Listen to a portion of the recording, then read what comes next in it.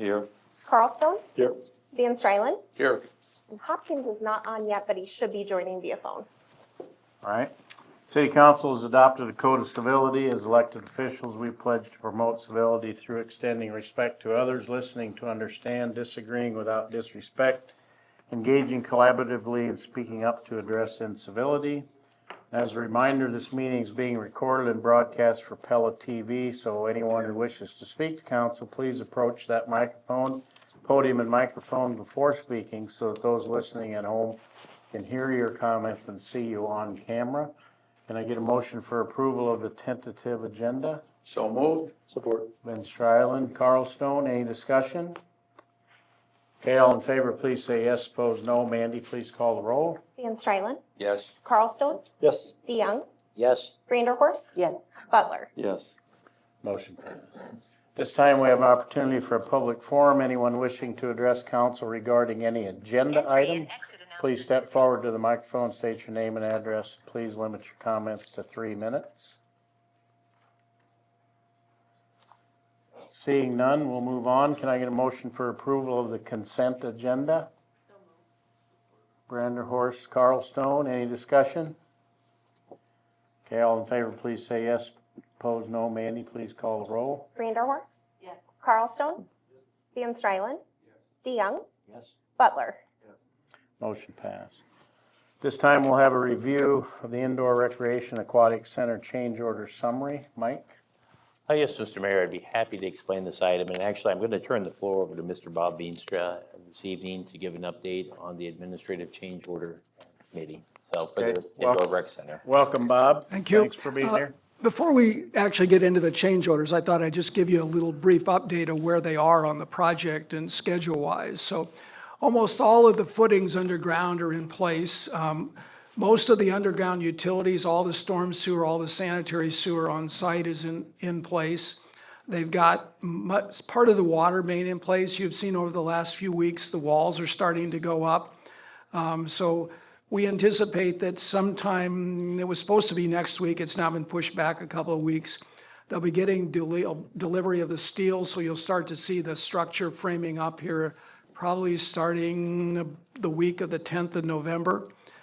They've got part of the east parking lot done, so they're moving along right now. The weather in June and July didn't really help, but from an overall schedule perspective, it looks like they're going to be able to get closed in some critical portions of the rec center, the pool, and some of the core area, so they'll be able to work through the winter. And that's really the key element. The areas that they have the most work to do are what they're really going to get closed in so they can work through the winter and stay on schedule. There'll be some areas like the gymnasium areas that they won't get closed in, but the amount of work in those areas is less, and so they don't really need to work in the winter in those areas. So right now, it looks like just big picture, looking forward, the goal was to have the project substantial completion in March of 2027 and finished in July of 2027. It looks like they're roughly on schedule. We've had to change some things around, but overall, I think things are really, looks like we're there. The real key is, will the weather hold long enough to get some parts of it closed in so they can work through the winter? Because if they lose the winter work, then it's going to be very difficult for them to make it up. So I think with the steel delivery and everything on where it is now, it looks like we need about a month. So normally around in central Iowa, we can work into up to close to Christmas before we really have to start closing it down for the winter. So it looks like we're okay there. When I was here a couple months ago, we talked about a change order for policy for small changes. And so the council approved the policy to set up the project management committee, which consists of city administrator, council member Butler, and myself. So far, we've approved 19 individual modifications for 10 change orders. And a lot of those have come out of what they call the shop drawing review phase. So when a project starts, the contractor sends in more detailed drawings to kind of show exactly what they're going to construct, what they're going to provide.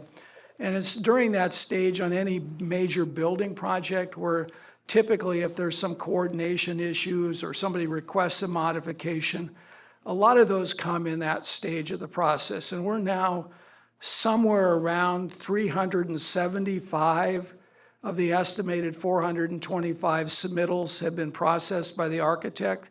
So that stage of it is winding down, and what we're seeing is that those kind of initial changes that I mentioned earlier when I was here in August, that there's usually a flurry at the beginning and then it kind of slows down. We're already seeing that because as they get through more and more of those modifications. So there'll be changes. We had one that came up today where they're digging along and all of a sudden they find a pocket of bad soil. It isn't much bigger than half the council table, but it's right where the footing goes, and so we need to address those kind of things. So there's those kind of things that come up from time to time during construction of the project. The original authorization for the committee was no individual change more than $20,000 and aggregate of $100,000. We're now at just approaching $87,000 of that authorization. And so it's time to come back to the council and see what the council's flavor is as far as where we are on that policy. I will tell you, it's been working very well. I think you get the opinion of Councilmember Butler and the City Administrator Nardini, but I think what we've done is we've accomplished the goal. We've kept the project moving, and we haven't had to burden the council with change orders every meeting. And so it allows us to move things along, avoids any kind of delay that the contractor might, say is there as a result of us not being able to react in a timely manner. So I think the process is working very well. I think it's going to slow down as we sort of go forward. And some of the changes, like the one that came up today, we just don't have a lot of time to react to, because if we don't get something addressed, then they got to stop and wait for a council meeting. And that just doesn't work very well on the project. So overall, we haven't had anything since the original dirt issue, change order 2 that we talked about a couple of months ago. Everything that we've seen so far has been comfortably under the $20,000. So we have 19 of the modifications that add up to about $87,000. So you can kind of see we're somewhere in the upper $4,000 range for each of the individual modifications. What we do is we kind of group those together and do a change order every so often so that we're not burdening the committee with 19 changes. We've consolidated it down to a total of 10 change orders. And we probably are aware of just out on the horizon, maybe 1 or 2 more that we'll need to address over the next few weeks.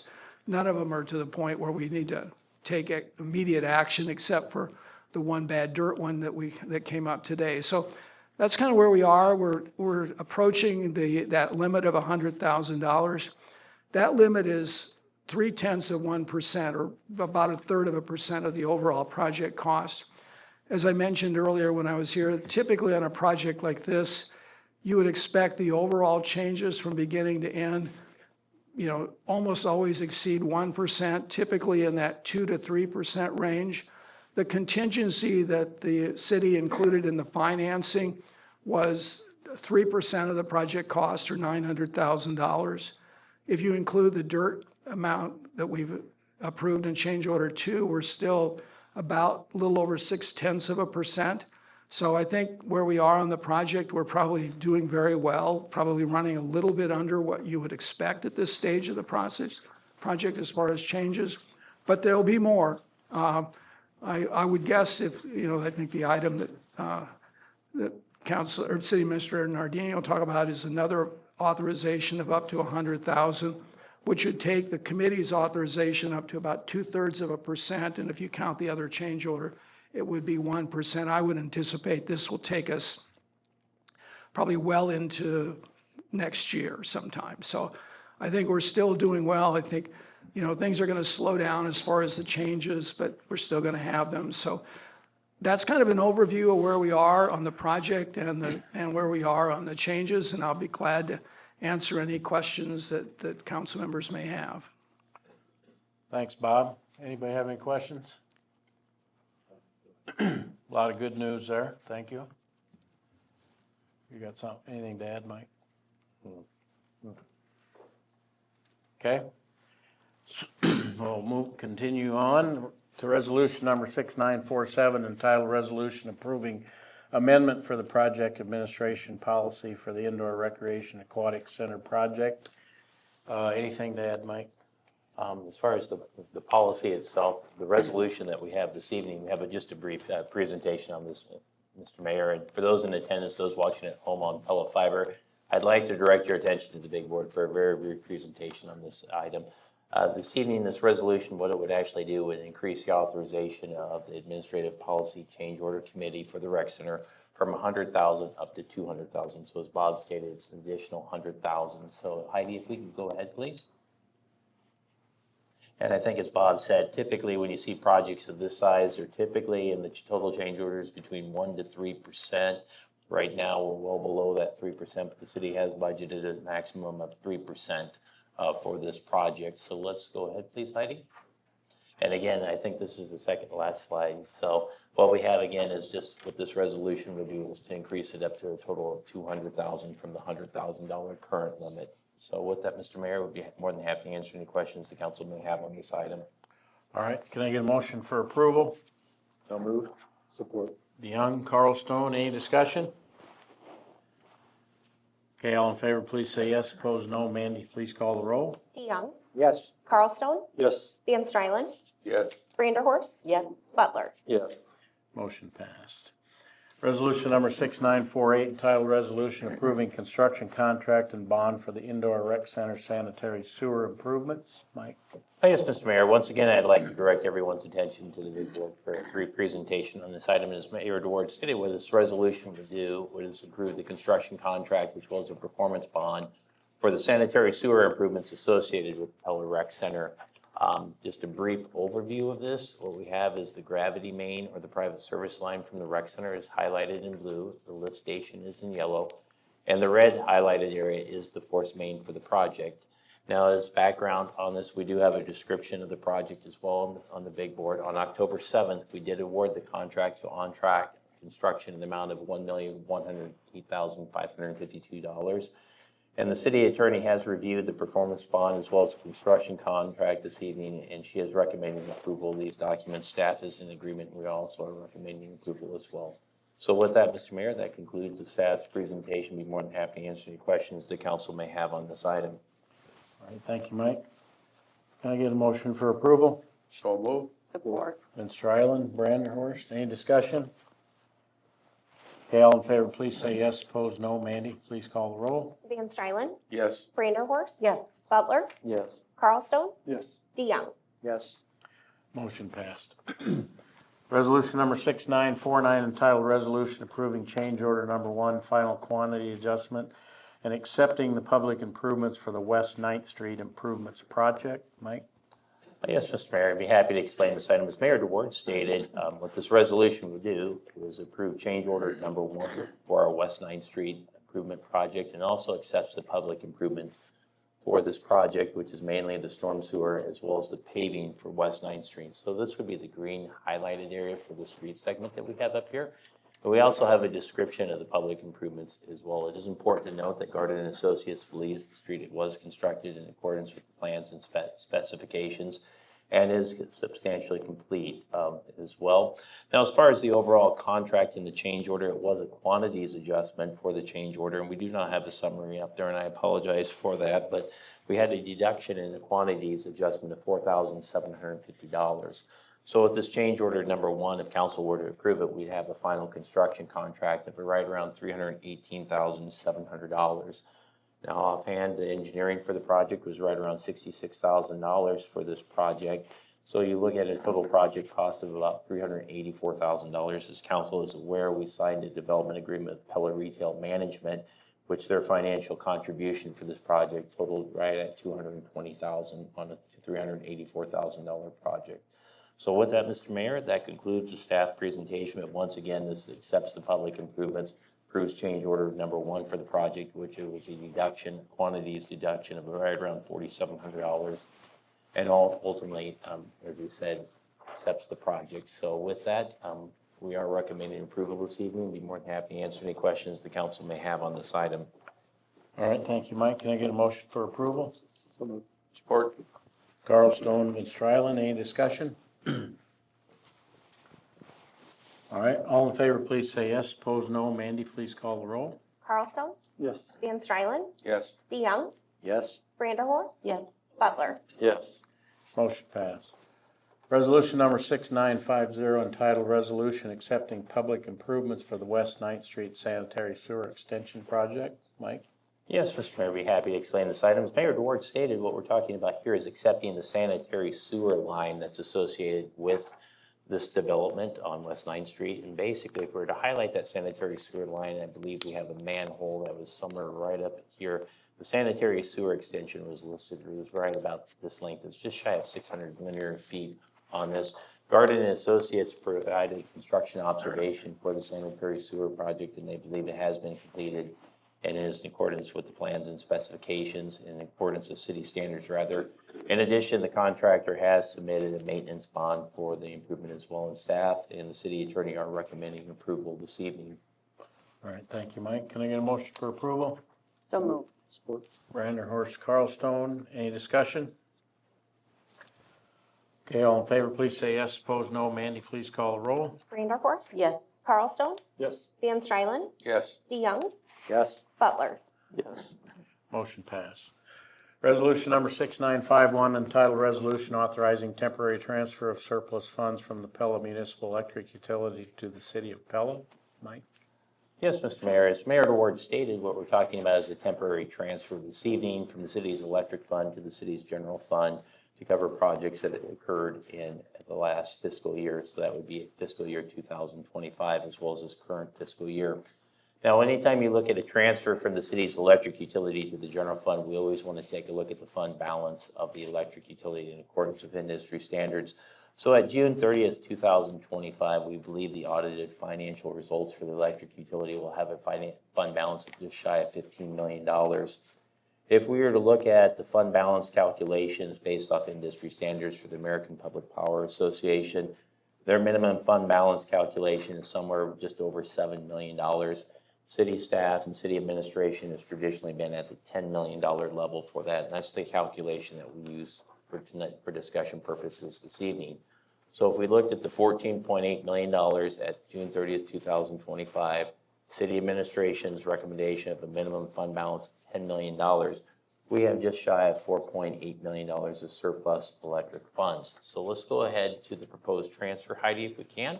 Now, what we have listed up on the board is a listing of projects that council has approved, and these are all in various different stages of projects up here, but they total just shy of $985,000. So what our plan is to have this transfer made. This would be effective as of June 30th, 2025, and we'll evaluate if we'll need to issue bonds for these projects that we have listed up on the board. Again, we may be able to pay with it all out of cash. If we will, there will be no additional debt issues for this in this transfer. There'll be a separate resolution at that time with the resolution saying this will be a permanent transfer. If we have to issue debt, then we'll reimburse the electric utility for this transfer. But that determination will be made later this fiscal year on this as well. So once again, this transfer amount from the electric utility to the city's general fund, just shy of $985,000, will be retroactive to June 30th, 2025 for the above listed projects up here on the big board. Mr. Mayor and staff is recommending approval this evening. Okay, thank you. Can I get a motion for approval? So moved. Support. Young, Carl Stone. Any discussion? Okay, all in favor, please say yes. Opposed, no. Mandy, please call the roll. DeYoung, Yes. Carlstone, Yes. Van Strylen, Yes. Vanderhorst. Yes. Butler. Yes. Motion passed. Ordinance number 1077 entitled an ordinance providing that general property tax is levied and collected each year on all property located within the Fox Ridge Urban Renewal Area in City of Pella, County of Marion, State of Iowa, by and for the benefit of the State of Iowa, City of Pella, County of Marion, Pella Community School District, and other taxing districts be paid to a special fund for payment of principal and interest on loans, monies advanced to and indebtedness, including bonds issued or to be issued incurred by the city in connection with the Fox Ridge Urban Renewal Area, the Fox Ridge Urban Renewal Plan. This is the third reading. Mike, you want to walk us through it briefly? Yeah, I'll try to be brief on that, Mr. Mayor. That was quite an introduction to this item. But as Mayor DeWard stated, what we're considering is ordinance this evening. And what the ordinance would do would set up a special district, and this is called the Fox Ridge Urban Renewal Plan District in here. And through this ordinance, what we would be able to do is capture the incremental property taxes that would be generated on the properties. So with this, the Fox Ridge development, when council approved the urban renewal plan for this development, it included both two-family as well as multifamily homes on here. So once those homes are constructed on here, we would be able to collect the property taxes collected from this district, the incremental district right here that we have, so the additional property taxes. Those taxes would be used for two purposes. Roughly about 33% of them are going to be used for the city's low and moderate income housing fund that we have. The remainder of those property taxes will go back to the developer to reimburse them for the public infrastructure for this development, which was just shy of $950,000. So Heidi, let's go ahead, please. Now, as council is aware, this ordinance that we're considering this evening, urban renewal plan, with the development agreement as a whole, it is conditional upon the developer, upon, I should say, both Marion County and the Pella schools agreeing to a 5-year extension for the urban renewal plan. And that extension would be from 10 years up to 15 years. So our understanding, both entities will be considering the extension in November of this year. At least we're tentatively scheduled to have this in November of this year. So once again, this is the ordinance. It's the third reading, which is intended to allow the city to collect incremental property taxes from new homes that are built in the development to be able to reimburse the developer for the cost of the public infrastructure for the development. So with that, Mr. Mayor, that concludes the staff presentation. All right, thank you, Mike. Can I get a motion for approval? So moved. Support. Branderhorst, Carlstone, any discussion? Okay, all in favor, please say yes. Opposed, no. Mandy, please call the roll. Branderhorst, Yes. Carlstone, Yes. Van Strylen, Yes. DeYoung, Yes. Butler. Yes. Motion passed. Now I need a motion for approval of adoption of ordinance number 1077. Move to adopt. Support. Ben Strylen, Branderhorst, any discussion? Okay, all in favor, please say yes. Opposed, no. Mandy, please call the roll. Van Strylen, Yes. Branderhorst, Yes. Butler, Yes. Carlstone, Yes. DeYoung. Yes. Motion passed.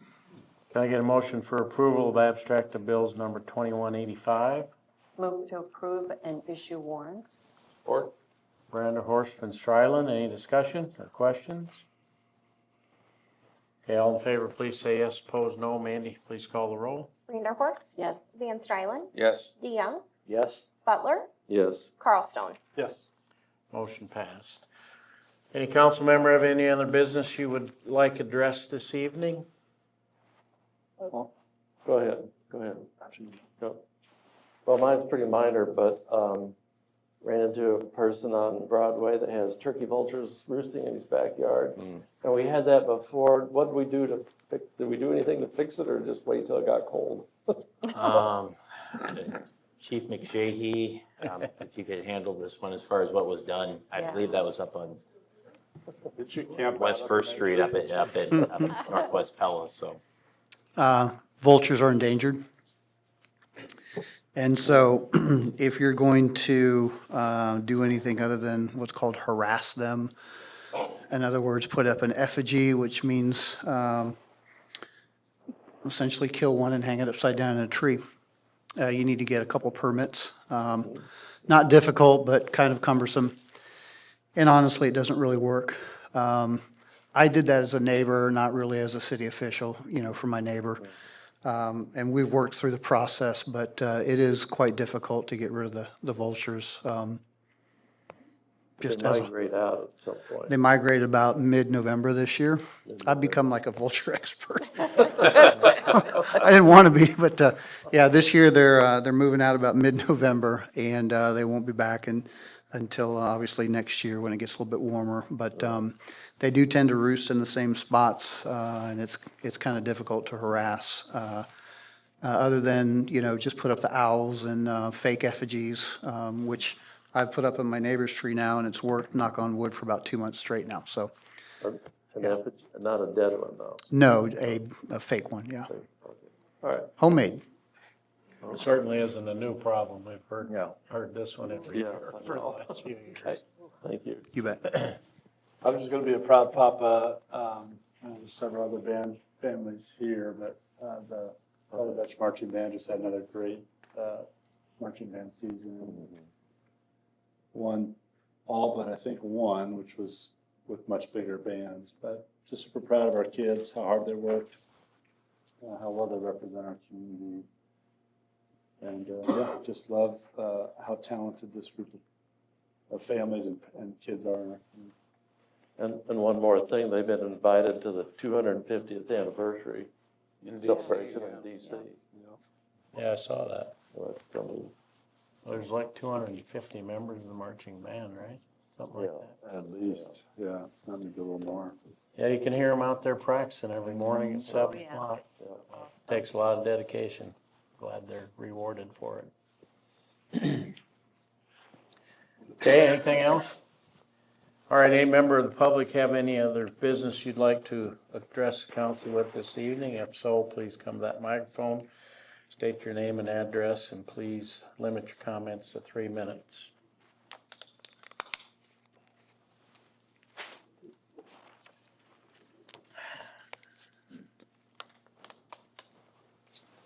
Dwight Young, 2509 Schulte Straat. Concerning the former power plant property there on Oskaloosa Street, what's the status of redoing that area? You want to take that one, Lynn? Or? Yeah, Mike and I just met on that project now. The first step is going to be burying the conduit. Is it going to be what? Burying the electrical lines that are ahead, and so we're waiting on the materials to come in, but the project is moving forward. We have a wonderful committee, and, it will be an amazing addition to our community once it's finished. It's taken a long time, Dwight, and you're so right, but we wanted to do it correctly because of the soil that we're working with. Okay, so the plans are approved and we have a contract out to do the work? We don't have those things yet, but we have the design is 3/4 of the way completed. We have a very solid board of individuals working on this park, and city staff is moving along very nicely. Do you with have it. a plan on when it might be work started? Oh, well, it all depends on when we can get the conduit that it needs to encase the underground power lines. So that's the problem. I What we're imagine looking that it won't be done by tulip time. I can imagine that. Don't I wish? I would love that, but I can't, I don't think so. Unlikely at the present time. At the present time, yes, yes, Not tulip time 2026. Anyway. Okay. yeah. But again, this has been a project that we've measured twice and cut once on because it is a very unique soil in that area. And as we heard from Bob too, when you build anything, you have to be sure that the ground beneath your feet is solid and safe. And that's what we. Is this a two-stage project? No, not really. We when there was previous discussions, they were talking about doing it first and then upgrading it with restrooms and things at a later Oh, date. I see what you're saying. Well, potentially it could be, yes, potentially. All right. Well, thank you very much for your effort on that. Of course, yeah. I mean, because of its location too, Dwight, we've had to do traffic studies, look at the streets where the park will empty out from. It's been kind of complex in nature. Well, thank you. Of course. Thank you for your Thanks effort. for asking. Let's see, I had one other thing and it slipped my mind, but that's the way it goes, I guess. Thank you. Anyone else? All right, seeing none, we will adjourn to policy and planning. A couple of discussions, one regarding amending municipal telecommunications utility rates. Mike? Yes, Mr. Mayor, what we have here is just two proposed changes to the city's telecommunications utility. And these both deal with cloud-based phone systems that we have up here.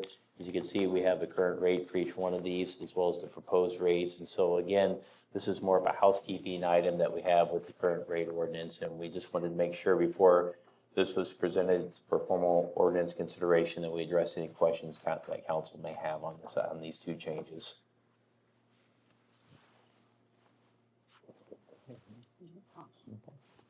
Yeah, it's, like I say, I think it was just kind of a housekeeping cleanup deal, so I don't think there's any issues. Okay.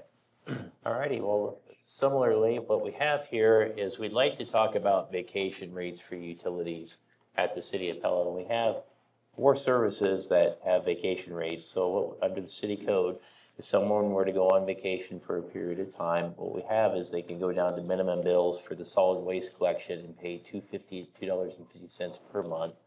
And then we also have a minimum bill of $10 per month per each Pella fiber service that they could have. So those are 3 services that we've had. And like any ordinance, most of the people are they abide by the rules and they notify us once they come back from vacation. But it's difficult, particularly on the solid waste collection, to find out with some people when they're actually back from vacation and when they're actually using the service on it.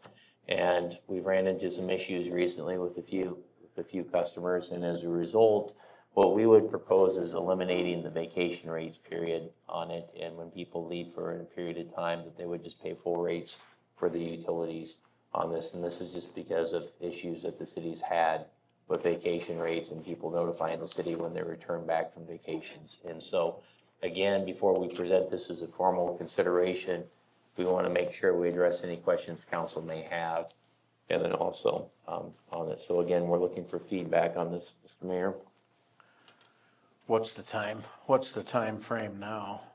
If you're gonna be gone a week or a month or All of the above. any length of time? Yeah, and that's probably not so much the issue as these short vacations. And my hunch is most of the people that take advantage of this notify the city when they come back and use the service. It's not the people that abide by the rules, it's the people that we've had issues with that they're calling for the change. And so, again, this was from an administration point of view. The solid waste collection has been in the books for a number of years with the city.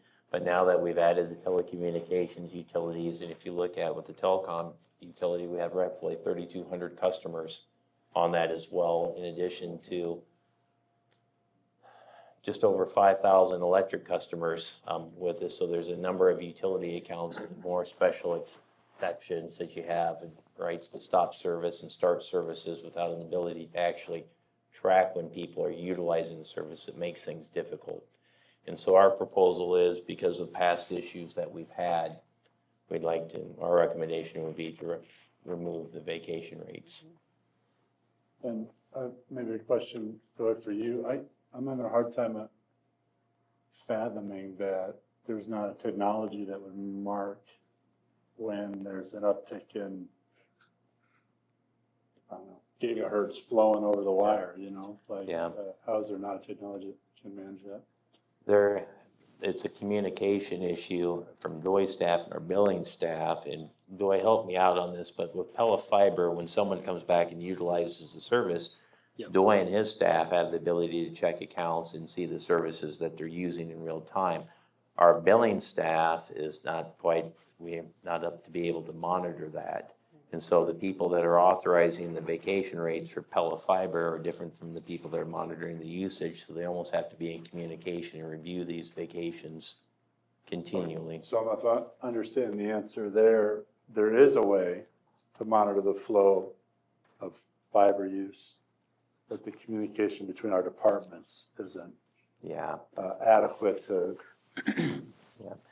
actually return the charge to active. Yeah, and here just to dive deeper in Pella Fiber, when you look at the cost on it, if you did a cost benefit of this benefit that we have and the staff time that it would take to administer it, it's questionable whether you would do it. Second of all, when in the case of television services, if we don't get it right, we're paying for programming costs, which are pretty high on it if someone comes back. And again, this isn't for the typical person that utilizes vacation to do a very good job. It's for the few people that we have that push the rules. So that's on the Pella Fiber side. Solid waste collection, what's happened is we have individuals notifying the city they're on vacation. We put that, inform the contractor, and they don't notify the city when they come back, and so they're not being billed the full rates for garbage collection. That one sounds more manual to me. The Yeah. fiber one sounds obviously more Yeah. capable of More of a digitization. policy standpoint from the city's overall utilities. And again, when you look at Pella Fiber, and thank goodness it's been successful on it, we're proud to have the customers we do, but it takes a lot of coordination to manage vacation rates on the system. Is there I'm no engineer, but, you know, we have a community full of engineering minds. Is there a process that it's off until they call the building to turn it back on? What's that? Is there a process to be had there where the ones who aren't being as faithful to the policy have to call billing to let Billy and his team know? We don't have a way to monitor right now, and we haven't, I mean, that would be the next step, but the cost to add that capability, if someone came back and started using internet, or we had tracked on it, on there, that would automatically kick in the billing on it. I just know we have so many, well, I'll call them snowbirds, but folks that want to enjoy our community part-time. Seems like a nice amenity, but, yeah, I don't know the complexities of the issue, but there seems to be a solution in there, but I hate to penalize the ones that are using it well. Yeah, yeah, understood. It's more of just a philosophical approach to the city utility accounts. And again, it's not the people that abide by the rules that you have rule changes. It's the people that the few that have pushed things. And so from our standpoint, that's what we looked at, is really the cost benefit of offering this service on going down to minimum charges for people that may be snowbirds. We currently don't have this in effect for either electric or water or wastewater.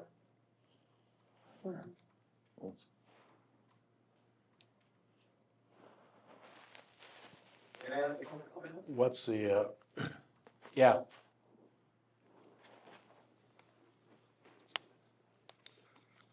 Lyle Vandermeiden, Midwest Sanitation, semi-retired. Couple scenarios to add to that, since Dr. Carlstone brought that up.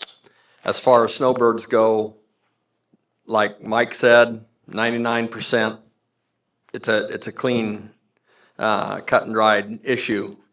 The issue comes when it's last minute, and that information has to get to the city. The city has to get that information to Midwest Sanitation. So you got another layer there to address that.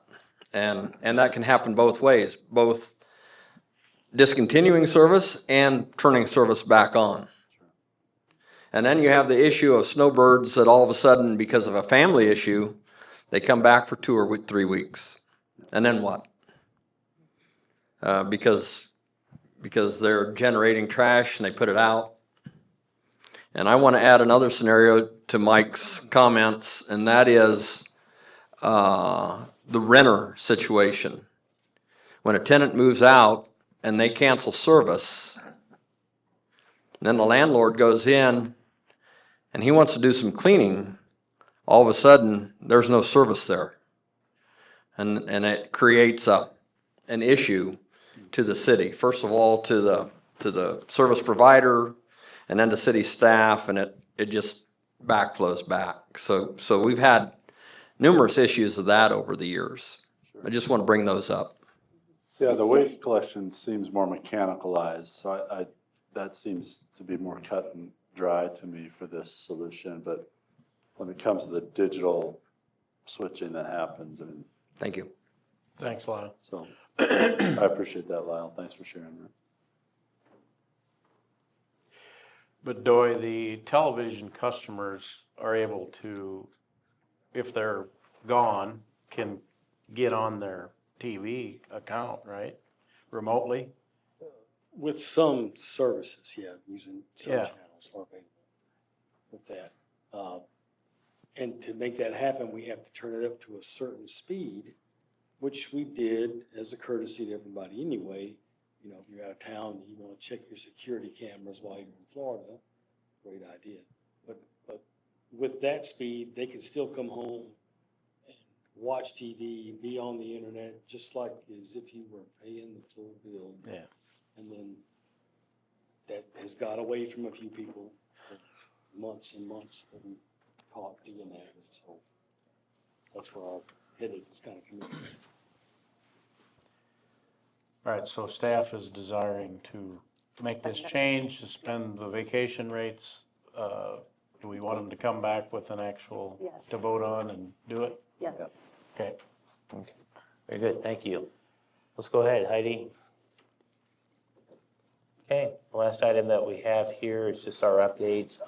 We will be talking about water service lines in the very, very near future as well, and that's the lead water service line issue as well. Within the month of November, we'll have an update on the city's comprehensive plan. We also anticipate as a part of that, council authorized a master plan for the parks as well. We're going to be considering an amendment for that park master plan as well. And then we'll also have additional work sessions on the proposed peddler solicitor permit ordinance changes as well. So, Mr. Mayor, that concludes our updates. Okay. With that, I'll entertain a motion to adjourn. So moved. Vanderhorst, Carlstone. All in favor, please say yes. Opposed, no. Mandy, please call the roll. Vanderhorst, Yes. Carlstone, Yes. Van Strylen, Yes. DeYoung, Yes. Butler. Yes. Motion passed. We are adjourned.